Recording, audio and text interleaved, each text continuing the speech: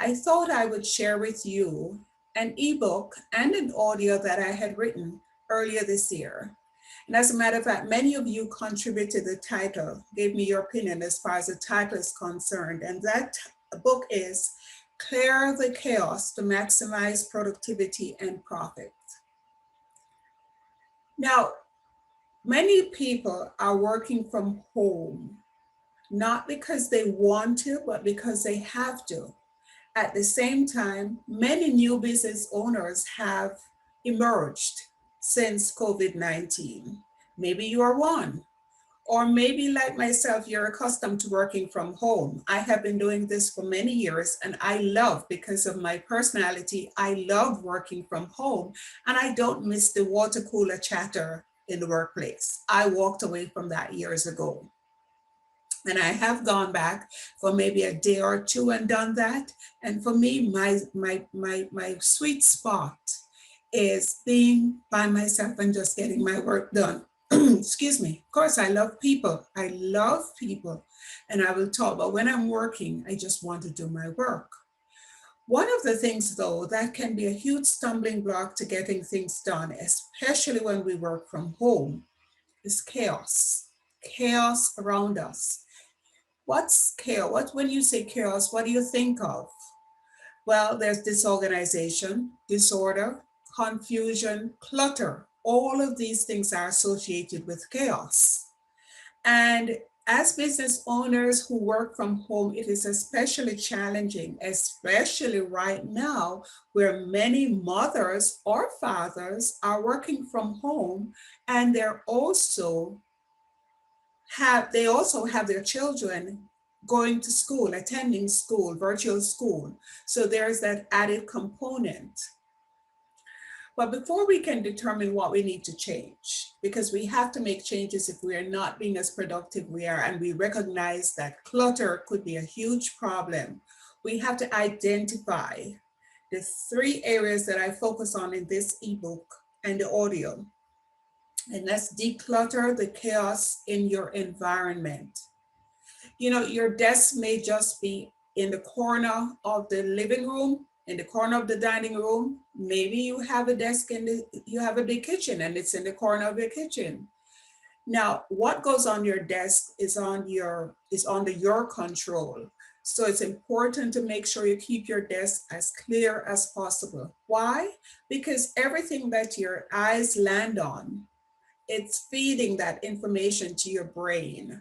And so it creates a clutter. That clutter in your environment creates a clutter in your mind as well, which is the second thing. So there's a clutter in the environment, the clutter in your mind, and then there's the clutter in your digital life. Now, I'm guilty of this one. I can tell you that the clutter in your digital life, I just haven't taken the time to do it. I have files on my computer from 2013, 2014.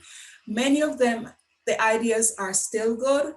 Some of them, they're obsolete because they were to do with social media and everything has changed. I need to take the time, take a day, take a few hours and get them off my computer.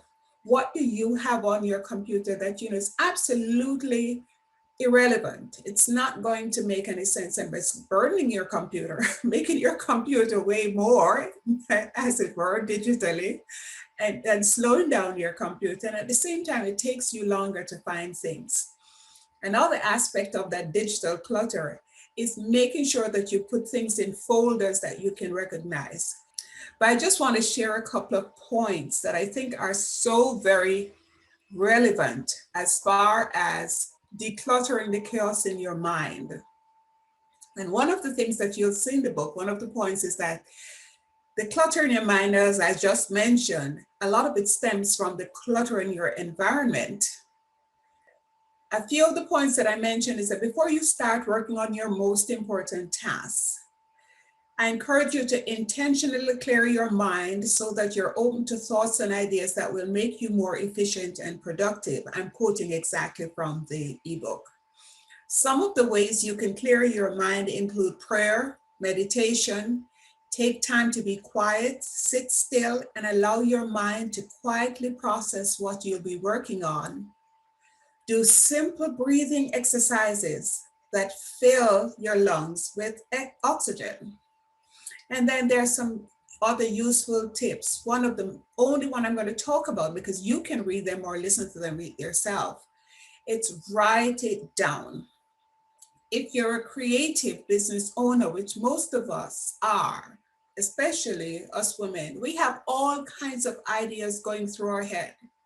Now, you can either leave them in your head, clutter your head, and you're constantly thinking over them. Imagine like a churn going around and around. Why not relieve yourself of that pressure? Write it down. Take it out of your head. I like to call it a mind dump. Take it out of your head and put it on paper. Identify what it is. These are possible ideas. If you have been in business for any time, or if you're a brand new business owner, you cannot possibly work on multiple tasks at the same time and get the best results. You've all heard that thing, if you can't chase two rabbits at one time, excuse me, you'll catch neither one, right? So put it on paper, put it as something to consider, to look at, to revisit. And once you have your main focus, the thing that you have to be number one, once that's going, then you can look at the next item and say, is this the best use of my time now? Is this going to get me to the overall goal of my that I've set for the year?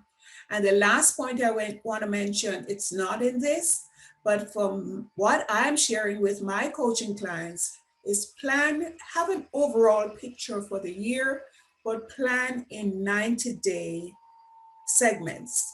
The reason for that, things can change. And when you're planning and you have a plan just for 90 days, it's easier for you to go back, revisit that, and make adjustments than if you have done an exclusive 1-year plan and we had a year like things happening this year.